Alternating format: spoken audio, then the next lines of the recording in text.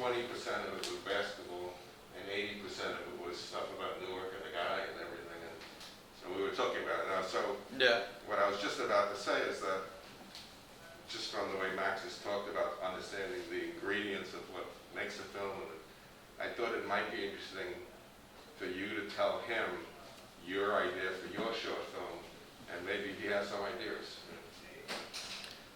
Yeah, no, feel free. I'm happy to, whatever, respond.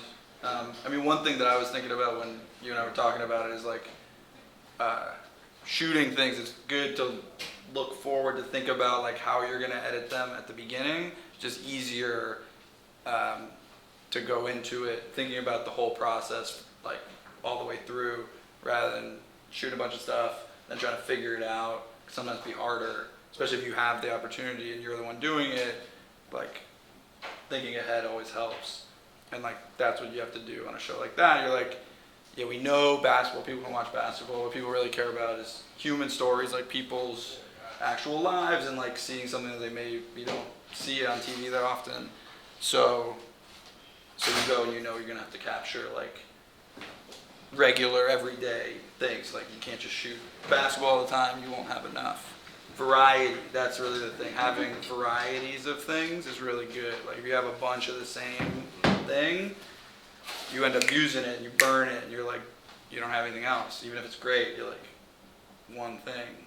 Whether it's a type of scene or a type of shot. You talk about coverage, yeah. So with that being said, my video will be on like asking people random questions on the street. Yeah. So how do I get variety out of that except for just keep on constantly recording and me asking people questions and the answers? Yeah, so I would think about, like what are the questions you're asking? If you have a list of the questions and you want to make sure that, when you're editing it, you probably you ask the question, and you want a couple answers the same, a couple of the same, but you want to make sure that you have like a couple good answers to each question that you want to use, basically. Would be my, like if you have 10 questions and you get 6 really good answers to one of them, maybe you don't need to keep asking that one. Maybe you can drop that one, you know what I mean? If you cover, you can just cross that one off and just make sure you have solid choices. That's really the thing. You want to have choices rather than like, it's going to be the same. Eventually you're going to want to move on, And like, sometimes you're going to want like a wider shot and a closer shot will like look better together sometimes than like 2 wide shots. They kind of clash. They're too similar. So that'd be one thing to like, you can sometimes, if you just have one camera, usually start off wide, ask a couple questions, and then zoom in, ask a couple more. So with each person, maybe the second one, you start off close, ask a couple, zoom out, ask a couple more. So then you have like a variety like that. It's kind of nice. You can, that'd be a good way to think about it. But like being organized with like your shot list, like your question list that you have, and keeping track of like, oh, I have, yeah, and like keep like as you're going, be like, oh, that was a good answer to that. Just a simple note just for yourself, like this person gave a good answer to that question. Then in 2 days or whenever you go back and look at the footage, you can be like, oh, you don't have to just remember and start from scratch. You can already have an idea of what was good, But no, I mean, anybody else who has like a question or wants to, share their idea. You might give us some technical with your. Yeah, I don't need. I kind of know where I'm going. Well, just technically how you do with the green screen and stuff. Oh, with the green screen. Yeah. Tell them your idea. My idea, since we can't travel to a graveyard, I would shoot a graveyard. Basically, he's shooting a music video. Mm. I would shoot a graveyard and put myself in the graveyard with green screen. Yeah, I'm doing a lot of green screen stuff right now. You can do a lot. Yeah, you can put yourself obviously anywhere. I mean, technically, that's all about the lighting. When you shoot the green screen, it's all about the light. So you want obviously the green. I don't know if you know this, but like the screen to be as evenly green as possible. Like if you put a light in the middle and it's real bright in the middle and darker around the edges, then when you remove it, it'll be like junkier and like harder to have it look like you're really in the graveyard, you know? Whereas if it's just a clean, even looking green, it'll disappear much easier and it'll be like nicer. And it's good sometimes if you have enough lights to put a light sort of like hitting, you call it like an edge light to separate you from the background is sometimes nice. Like if you look, you shoot it with it off and with it on, it sort of gives a dimension sometimes. That'd be worth trying if you have enough lights to like, that's a little like lighting thing that's fun is like, call it a hair light or an edge light where it's not from the front, it's like a backlight. Be worth trying. Have you done tests? I mean, that's the other thing. It's a good idea if you can. Not yet. You mean like my own videos? No, it means it with the green screen. Just like before I you. don't use the green screen yet. Yeah. So like if you see, you just try one and you see where the obstacles are, then you can be like, okay, this is a way to make it better. But it's all just, and you want the main thing besides the backlight. If you only had 2 lights, say, you want to use one. You always want to, if you can, light yourself and the green screen separately with 2 different lights at least is the idea. Like if you just put one light up and you're standing in front and that's a green screen, it's going to be hard to get rid of the green. And you want to have as much space as you can between you and the Is screen. there such thing as like is green screen the only way I can like? Cause I want to wear this. Yeah, you would use like blue. I mean, if you use that, it would disappear also, right? And a green, but you could use blue if it was different enough from the letters. That's a way that people do it also. Blue also works. It's just got to be a color that doesn't like it's not on your clothes or isn't really in your skin tone. So like if you used orange or if you used something like that, it would start to eat away, or like anything with reds that's too warm. That's tough. It's just got to be unique. That's the main thing. But that's a tricky shirt to wear for a green screen. You can try blue. That would be what I would try. And then what you can do is, because that's on the shirt, you can tell it, ignore this. You can put like a circle around the letters because it's on your shirt. You can just be like, don't even worry about it. It's one extra step, but it's easier than doing that to the whole shirt.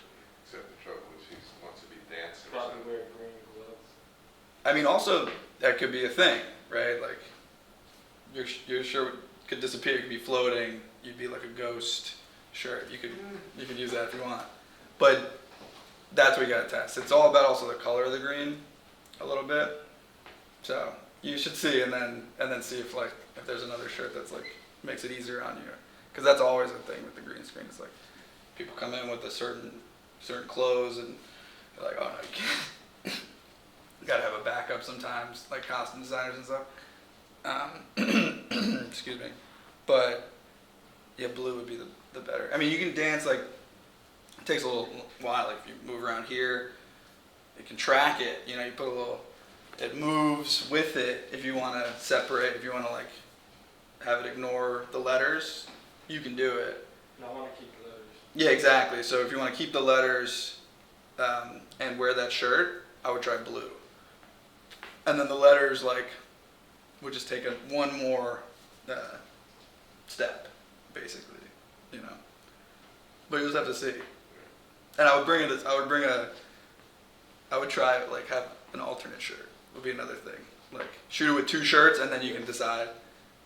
So take these words off somehow and then put it on something else?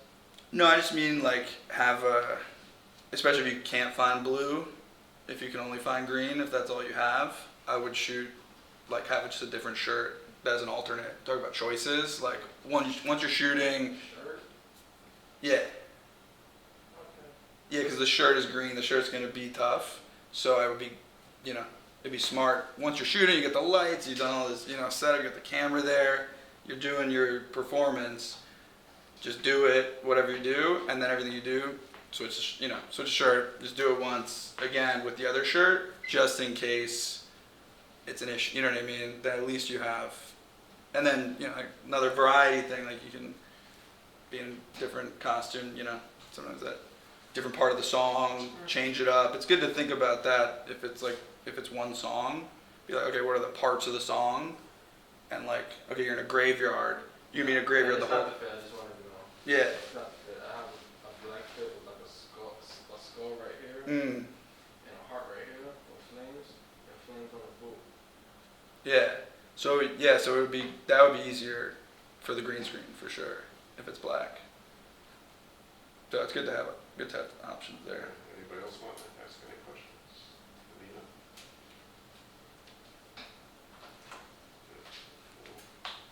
No pressure. Yeah. Did you meet LeBron James? I did not, unfortunately. I didn't get to meet him. That's one of the downsides of being like the editing side is you're not out there, meeting the people necessarily. No. Well, at the screening, I met a bunch of people who were in it. Yeah. Mm-hmm. Like later on. Yeah, but I'm not out in the field. I was like in like with the footage. Yeah, fully. So if you was with the footage and you wasn't out in the field, how did you like was people decipher was good enough to go into Yeah. the Well, final cut? Well, part of it is you watch it. You know, you just gotta watch it. But that's what I was saying is like the people who are in the field, the producer, the story producer in this case, is like taking notes and is there and like has like a Google document or whatever, sends an email at the end of the day, like this is the stuff to look out for. Yeah, and then we had like our assistant editing process that come in. You have the sound is all different. You have the picture over here, and you got to synchronize. You got to put it together. So about how many people touch the project before it's finalized? In total, Yeah, with like through editing, because different parts of editing. yeah. I mean, just in the editing, there were like 12 probably in total between like producers, editors, assistants who were like actually messing with the footage, something like that, and then probably like 8 to 10 out in the field, like depending, like some days when they were shooting games, they would have a bigger production crew. It would, it would range. So you didn't get to go to the game. That would have been fun. I know. Actually, no, I did go to one. Towards the end of the season, we made a point, went to like the championship, How scripted was it? How much of it was pre-planned and how much is just good stuff came out of the guy's mouth? I mean, it's not scripted. None of it's scripted. What you do, huh?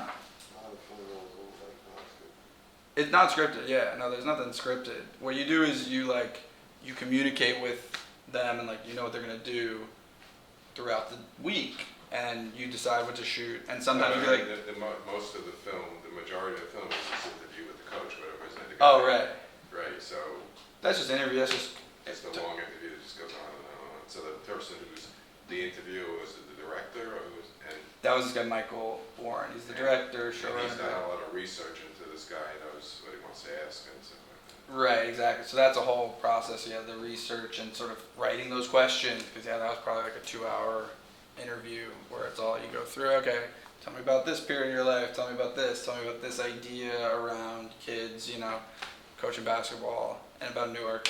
And so he knew that was something that he wanted to cover, was like the history of Newark and the riots and all that.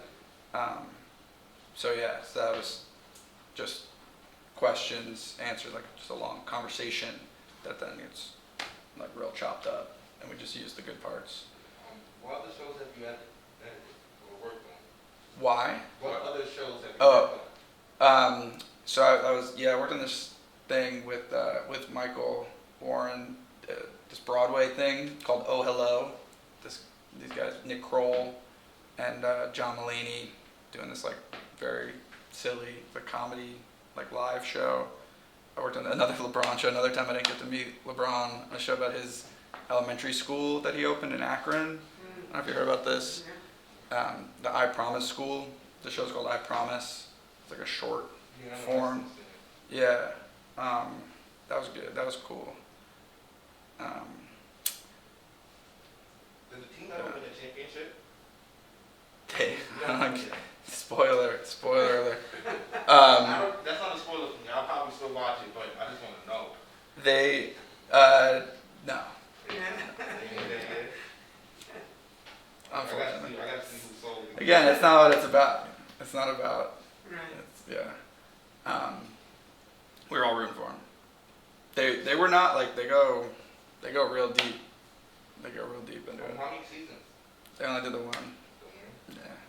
I was saying, got caught in like a limbo kind of thing where they were close to doing it season 2. I think there was some in I think in Brooklyn somewhere, and they got caught up in some like thing with the Department of Ed or something where they didn't have their permission, something like that.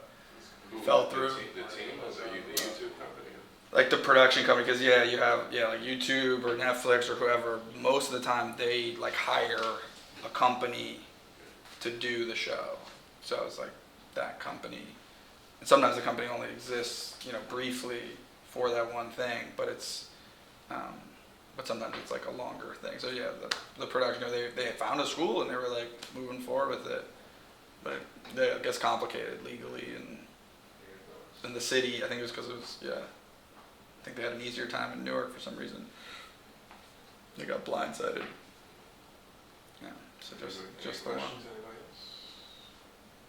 If I want to shoot in the school, what do I do with If you want to shoot in the school, that? if it's a public school, I mean, depends on if you want to do it like on the up and up. I mean, first you talk to the principal, talk to like whoever runs the school.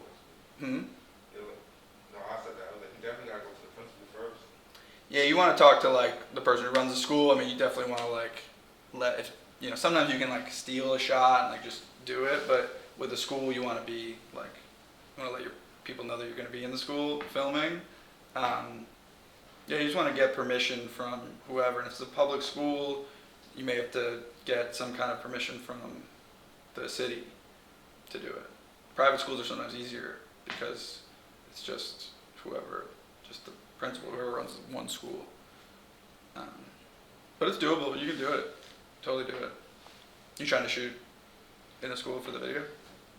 Yeah. I just have ideas for one. Yeah. No, I mean it's totally, especially if you have like a connection to the school at all, like that makes it easier. If you went there or something, then like just talk to them. So I'm in this program, making this video on a weekend, like people do it all the time. So we've been doing a lot of shooting and I tried to teach editing by just doing Adobe Premiere, but Yeah, you're it telling sort me. of fades out. So our new idea is we're going to try Adobe Rush Right. on all these computers, and everyone's going to maybe even do it today, start with it. So they don't really know how much they love or hate editing yet. Right. It's cool. Okay, so the question is, if they come out of this saying, I really love editing, how does one get a job? How do you start in this world? Yeah, it's a really good question. I mean, one way to do it now, especially, is you just like make videos, edit them, put them up, and like you start to have a collection of things that like show that you can do something that is compelling, that your way around either a music video or something. But what sucks is a lot of times people get into it by like taking a job that is like very low paid. They take the job that is like super low paid and they're out of college and you pay your dues or whatever, you like work a lot and you're around, and then an opportunity, someone falls through, someone someone has to leave and there's no time and someone steps in. I mean, now there's a lot more media companies. There's like Vice and all these other companies that are, there's a lot of stuff like being edited, being done, but it's still, the industry is still very like just word of mouth and like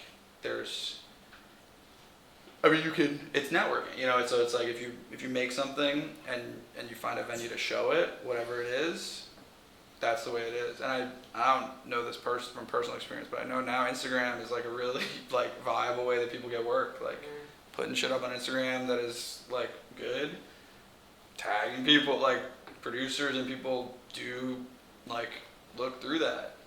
And I know people, getting jobs in DMs and like it's a real thing. But it's foot in the door to, it's like. So what about say if you don't make videos of your own self, if you like, I guess, freelance and do other people's videos, like, Yeah. so say like in New York City, there's a whole bunch of rappers and stuff, right? So what about just start doing everybody's videos for them? That's a great way to. Yeah. No, if you know someone who's like got a song that you think is good, that is like getting some play, or you think they need a video, that's a good way. Yeah, if you can like hook up with someone who has their own audience and like you make a video with them that people see, then all of a sudden you're a music video director. Like it's that easy, you know, like, and then it's just about like getting someone to pay you to do it, but that's, it's that much easier at that point. If you can be like, prove like, oh, I did this and I did this for like no money or whatever it is. Whatever it is, like, you